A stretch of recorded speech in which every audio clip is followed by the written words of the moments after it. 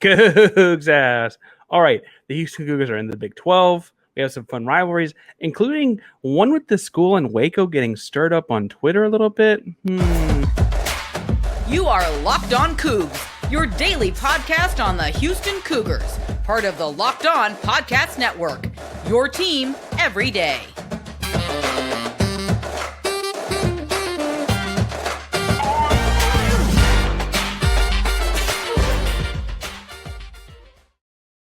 Welcome to Locked On Cougs, today a podcast about your Houston Cougars. I'm your host, Houston born teacher and coach Parker Ainsworth, here to talk about the Houston Cougars entering the Big 12. Now, as we've been doing, and I'm sure you picked up on the summer, there's some pre-recorded stuff going on with all these Big 12 programs, kind of talking about one another, getting to know one another. Drake Toll of the Locked On Baylor podcast and I talked for a while about Houston and Baylor and that potential relationship a while back. That is this episode. If you've been following along on Twitter since, Drake has had some interesting things to say about Houston. So we're kind of making it a two-parter. Today is part one. We'll talk with Drake some about all things before that.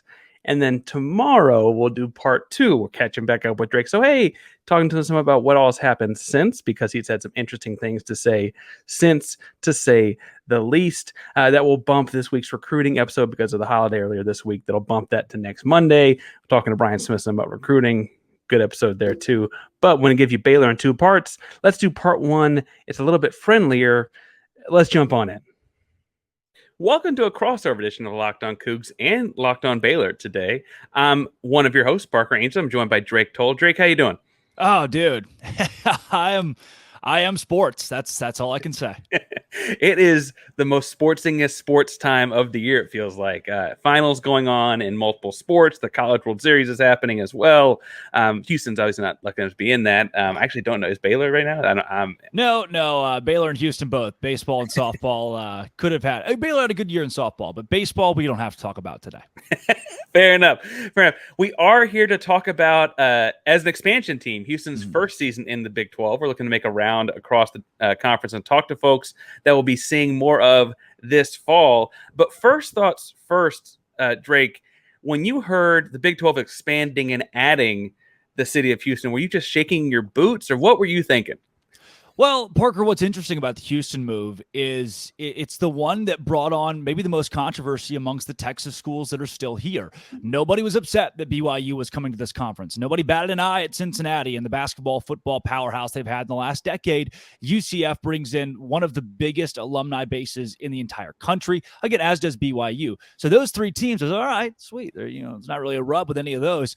And then there's Houston, which is for the last couple of decades at least has been so good at, so pesky, I'll say, in sports to the bigger Texas institutions. And when I say bigger, Parker, they've only been bigger because their conference affiliation. And now UT, A&M, Baylor, TCU, Texas Tech cannot hold that over Houston. Houston is one of us. They have made their ranks up into the Power Five, and with that, they have gained a ton of respect from schools that for a long time didn't really want to give it to the Cougars. But now Houston's shown, hey, we belong, and whether these institutions like it or not, Houston's in this conference, and now it's a matter of how quickly can the Cougs adjust to life in the Power Five? Obviously, we're expanding in, and we think we'll do it relatively quickly. But realistically, Baylor has had a lot of success in the last decade in this conference. I guess if you're going to go a little bit farther into RG3 time before that, they were in the conference the whole time, so it wasn't quite out of nothing. But as an expansion team looking to have the same kind of meteoric rise, what was a key to Baylor doing that in the 15-year window? Well, Houston's in a much better spot here than Baylor was in 10 years ago or pre-RG3, I guess I could say. It's not necessarily in the last decade now. Oh, time marches forward. I would say I feel really old talking about RG3 being more than a decade ago. Like, geez, yeah. Now that we can't say in the last decade and it encompasses RG3, that's going to take some getting used to. But before that, Baylor was terrible. I mean, Parker, Baylor was Kansas, except Kansas was a lot better than Baylor. This team year in and year out. just was terrible. And that's why some of our marquee wins, the majority of the marquee wins for this university come in the last decade or so, because prior to that, you look at the gap between what Grant Taft was able to do in his 20 years, winning as head coach all time, won the Southwest Conference Championship in 1974. And there's that 20 years in the 70s, 80s, up to the early 90s where Baylor was decent to good. And then mid 90s to really RG3, it was so bad. So the philosophy for Baylor to get good again was do everything completely different. And that's what bringing on Art Briles did. He was, hey, let's just not play defense and we'll throw the ball as much as we can. And it won a lot of football games. And obviously the Houston folks are familiar with what Briles brought to Baylor. And then you take into 2016, you get into the Briles scandal where, he knew a lot of stuff. His staff knew a lot of stuff that was abhorrent. It was appalling. And him being fired along with a majority with almost all of his staff and the people who were associated with him was the right step that Baylor had to make. So to me, it's almost more impressive that Baylor was able to come out of 2016 winning football games within 5 years of a complete cleaning of the house. It's more impressive that Baylor was able to come back from that than it was to come back from their Kansas years, as I'll call it. So for Houston, you've got a coach who knows what it's like to be in the Power 5, has seen Big 12 football. I think that gives you a leg up as an expansion team trying to fit in day one. I'm hoping for it too. Admittedly, I'm looking forward to this Baylor matchup, and maybe we'll disagree by the end of this episode, but I feel like that's one of those ones that kind of comes down to feeling like more of a toss-up as far as it doesn't have quite the same cachet as TCU was just in the college football playoff, or Oklahoma had been in it several years before that under Link or whatever, right? Talk to me about looking at Baylor for the fall of 2023. Who are the names and the key guys that a Cougar like myself might not know, but needs to know going into that week?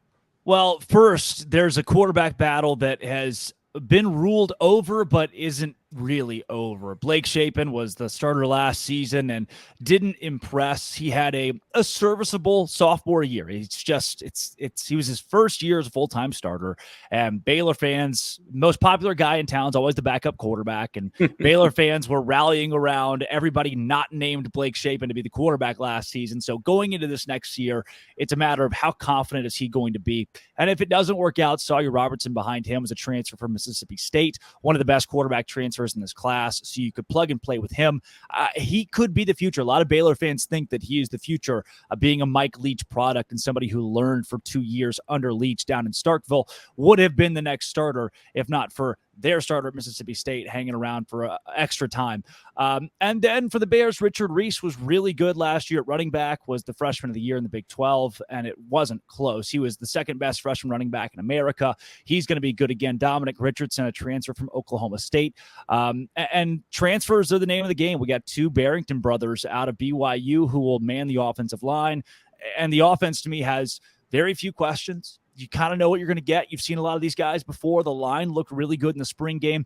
It's the defensive side. Gabe Hall is going to anchor the defensive line, but past Gabe Hall, it is kind of one big question mark of who's going to play where and how good are they going to be. There are a lot of big names. The TJ Franklins, who he's been good for the last couple of seasons, but where does he fit in as a leader of this team? There's so many questions defensively, and that could be Baylor's kryptonite. They might put up 35 points per game because the offense is going to be solid under Jeff Grimes, but the defense might give up 38.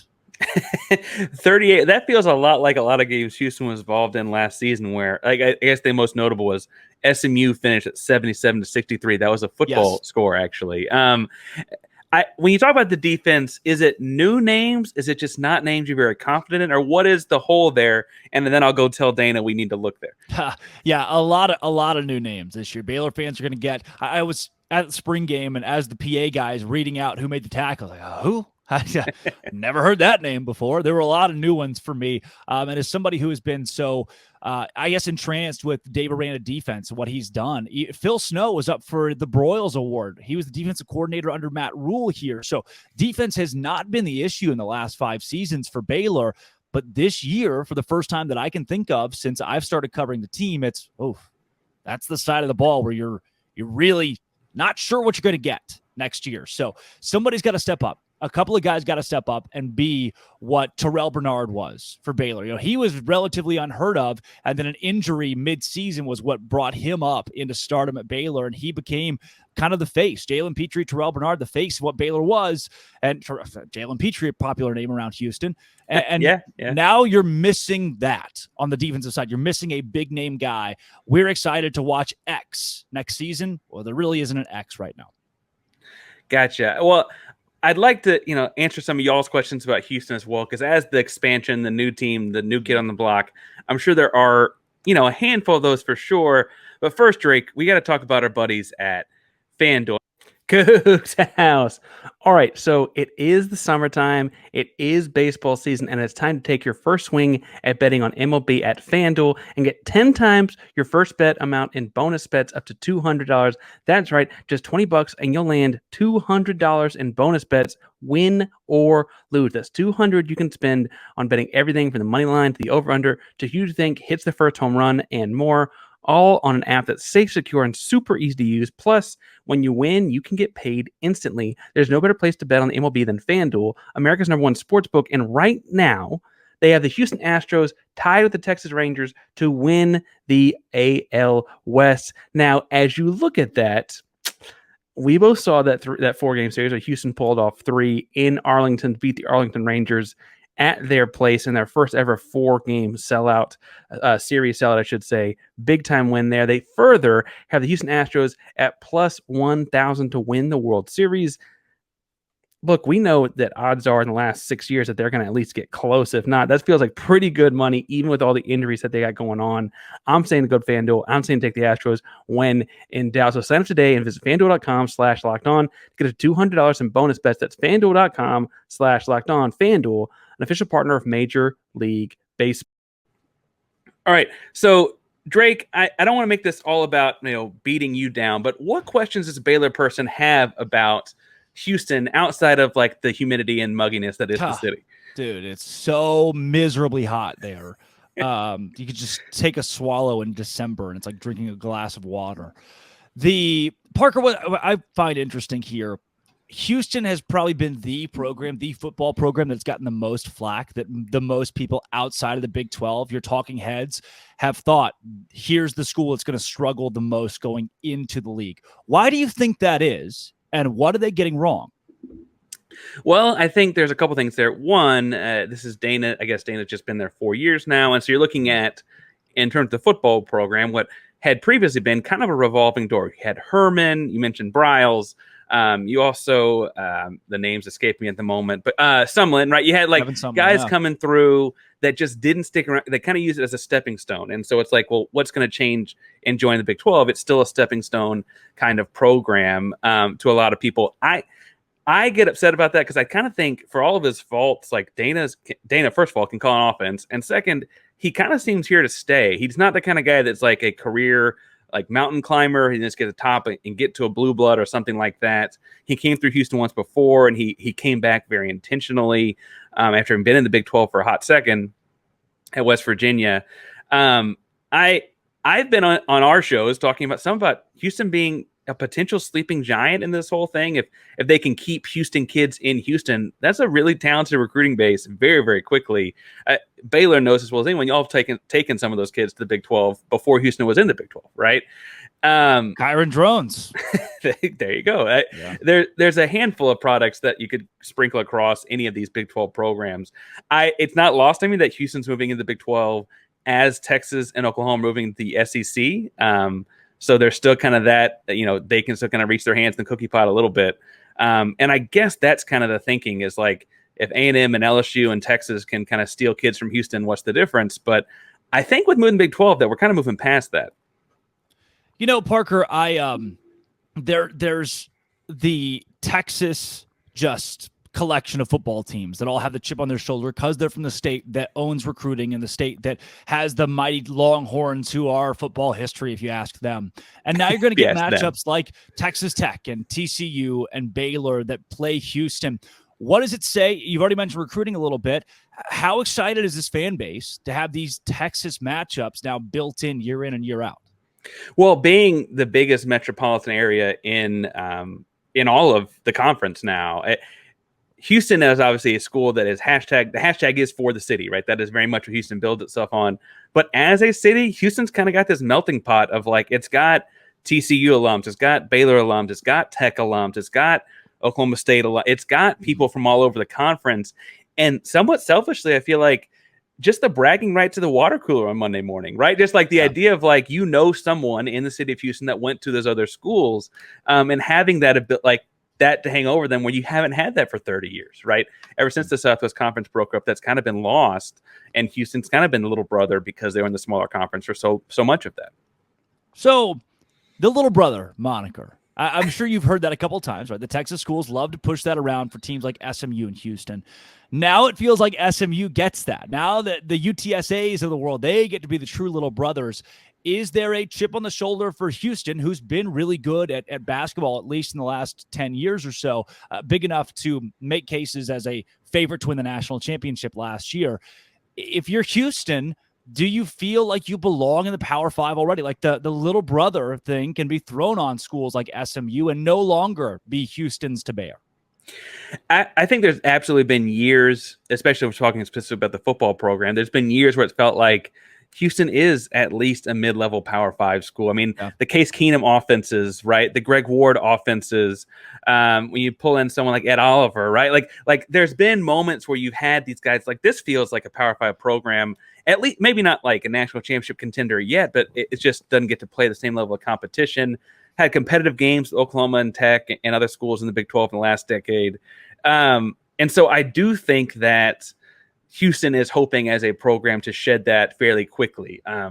We're picking an interesting year to go in the conference and do it, right? Houston was 12-2 in 2021 and 8-5 in 2022, right? So like that's a big gap, and what the trend looks like going 23 could be very different. But like that 2021 team at 12-2 and played Cincinnati in the American Athletic Conference Championship game, like that team would have been above 500 in the Big 12. Like there's no question in my mind about it, right? And so how that team would, or how a program that has that capability will be starting at a baseline in the Big 12 is certainly something that like we're hoping to make SMU little bro very, very quickly. I love it. Parker, here's one thing I don't love about Houston being in the Big 12. LJ Cryer being a Cougar. So the last question that I'll give you, how is there the excitement of having a really good prospect? Yes, you get that because LJ Cryer is really good, one of the best in the transfer portal, but also that prospect having a national championship ring and coming from Baylor. What's the aura around Cryer being in Houston? Well, at a national championship ring that they beat Houston in the Final Four that year to get there, right? That was painful. I will say that in losing Marcus Sasser, both the graduation and the NBA draft, I guess technically had a COVID year if he'd wanted it, but right, NBA guy. Losing Marcus Sasser in the NBA draft, you think of tremendous scorer, shooter, etc. Being able to replace that with a kid like Cryer that is more or less the exact same kind of offensive prospect, different moves, but same kind of production is really, really strong. What I'm hoping is that, and you can probably talk this more on your own show, LJ Cryer defensively is not quite probably where Sasser was. And now he was a third-team All Big 12 caliber player. So I don't mean to say he was awful or anything like that. But I'm hoping that there's some buy-in after having done this NBA draft, testing the waters thing, like, hey, go back and work on that. And then Sampson's like, I can do that. I can help you work on that, right? Like Houston's got a system where they develop really good defensive guards. I mean, Quentin Grimes, the NBA playoffs, right, is a Houston product. And so I'm hoping, fingers crossed, that there's some buy-in there and that he can kind of become that same kind of two-way guy because offensively, and y'all saw it in Baylor, he can flat score. Yeah. Well, Parker, I'll tell you what. I was shocked when you told me this, by the way. I'm not even going to play the game. We just peel back the curtain. I was shocked when you told me that Houston's at 4.5, over under 4.5 wins in football next season. Diving into this, man, the disrespect. Did you expect this number? I feel like it's a very uneducated number, and I know that I'm going to be a little bit of a homer on that, but Houston's got 3 non-conference games. Those are UTSA, and that's not someone to sneeze at, but Rice and Sam Houston. I would assume that they win those 3 games, and so then 4.5 is like, do you think they win 2 conference games or not? And I think they got a fairly favorable conference schedule for the first year in the Big 12. They're playing both Cincinnati and Central Florida, who are kind of moving up at the same time. that just felt somewhat disrespectful. And I don't know how else to go about it, but that really did not rub me the right way. Yeah. Not Baylor could be an interesting game. It is a November game. So we'll know a lot more about the teams as we get to early November. It's in Baylor. So, McLean Stadium on the water, there's a really nice place to be in November, I'm sure. True. But I think they're winning I would have thought it'd be more like 6-ish, a 5.5 or 6.5 kind of window. You say you were shocked too, though. So I'm not alone here.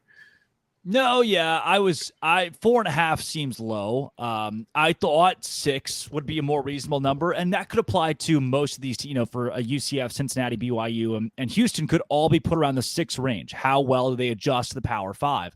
But this is a slap in the face. This is the books, Vegas, saying, oh, we don't think Houston belongs in this conference yet. We don't think they can be competitive in college football in a Power 5 conference, which I think is just not where the Houston program is under Dana Holgorsen, and not what they've shown in the last couple of seasons under his leadership. You already mentioned 12-win year. I mean, bringing that, when's the last time that UT won 12 games in a season, and that's a team that comes to Houston. I think it's so beautiful that the last year of Texas, the first year of Houston, Texas has to go to Houston. That's my favorite game on the entire schedule this year. And I think the Cougars have a fighter's chance to win more than 4 games this year. They should. Of the 4 teams that are coming in, they've got the Texas recruiting base. They've got a lot of Texas kids. I believe Houston's ready to compete at this level. Yeah, I feel like, again, they played Tech competitively last season, so they have to go to Lubbock, but that's a conference game, right? This year. Trust us. Going to Lubbock's easy. We won by 40 there last year. But they get Cincinnati and UCF, and Cincinnati's at home. So those are, like-sized teams, like-developed teams. Cincinnati obviously was pretty good a couple years ago. And then, they get Oklahoma State at home, and I'm just not that impressed yet. Mm-hmm. But like those kinds of things. Now we're heading to Baylor November 4th. The lines on that obviously will be much more updated as we get closer to November 4th. But what do you think about what they've got Baylor slotted at these days? I mean, Baylor's a team that Waco's been disrespected some in the past too. What do you think about where FanDuel has Baylor at these days? 7.5 is interesting. A lot of fans consider 8 wins this next season to be a big loss for Baylor. And the reason why is 8 home games. You got 8 home games. And there's a lot of old school Baylor fans that think there's no reason you should ever lose at home. Defend your turf. And I do believe the Bears should get out with a 7-1 record at home, 6-2 record at home. They also got a pretty favorable Big 12 schedule in my mind. So I think 7.5 is fair based on what they did last year with 6 wins. That's Vegas saying, look, we think you're going to be a better football team next year than you were last year. So I like that. I like where the schedule has us. And I think 7.5 is fair. I do. But I know a lot of Baylor fans that think if Dave Aranda finishes 7-5 this season, that seat's getting warm. He has the best year in program history, but last year was not very good. It was really disappointing to come off of a Big 12 victory, Sugar Bowl victory, and just lay an egg at TCU Stadium against Air Force in your bowl game. So moving on into next season, I think 7.5 is fair, and I'm vaguely confident the Bears can get past that hump in the new Big 12 based on how easy this schedule comparatively is. Well, Drake, obviously you'll be following it this summer and into next fall and all the way up to, we will probably talk again before that November 4th matchup. But where you're doing a lot of other cool stuff too, on top of talking about Baylor each and every day. So where can people find you, the work you're doing, etc.? Yeah, my Twitter handle, Drake C. Toll, right there. I post. I live on Twitter. That is my personality. It exists solely on Twitter. I'll be in Alaska this summer. I'm actually in a layover as we record. I'll be in Alaska doing summer league baseball play-by-play and running the media for the Anchorage Bucks baseball team. So you follow along with that stuff there. It's all really cool just to keep up with. There is sports in Alaska, and it's awesome. And I'll keep up with the Baylor coverage. I'll be talking a lot about the new expansion teams. We talk a lot about expansion on our show as well because it's so prevalent in the Big 12. I would not be shocked if Houston gets some new brothers named Colorado and NC State, or there's all kinds of teams that are in this mix. And so always fun to have those conversations. And Parker, for our fans that are wanting to know more about Houston and expansion of the Big 12 through the eyes of teams like the Cougars, where can they find you? Oh, and we love talking about expanding in and beating Colorado. They just stole our running back a couple weeks ago. Yep. You can find me also on Twitter all the time, frankly, probably too often, at Painsworth512. It's PAINSWORTH512 on every social media handle. Actually, that's my handle across all of them. Again, Locked on Cougs. We do also talk other expansion teams in the Big 12. Coming in, does that mean that these Colorados and Arizonas of the world are going to be stealing more Houston area kids? How many hands get in that cookie jar and those kinds of things? So make sure you check out the show Locked on Cougs as well. Drake, until November, I guess. I don't know what to say. Hopefully sometime more casually before that, but certainly competitively in November. Oh, we are in the off season here, Parker. So I'm sure I'll be calling you at least twice to do a crossover episode about something. But of course, like you said, there's, especially with the transfer portal now, always stuff to talk about on the show. So pleasure, my friend. For sure, man. Take care. And we say go Coug. Do you say sick 'em? Is that the thing? I always say, we do say sick 'em, but then I end the show with this has been, and it always will be, Locked on Baylor. And some people are going to have a headache if I didn't say that. So I had to get it in there. Parker, now you can do your close. Well, thank you, Locked on Cougs. It's a primary Locked on Podcast Network. That means your team every day. Go Cougs. Sick 'em Bears.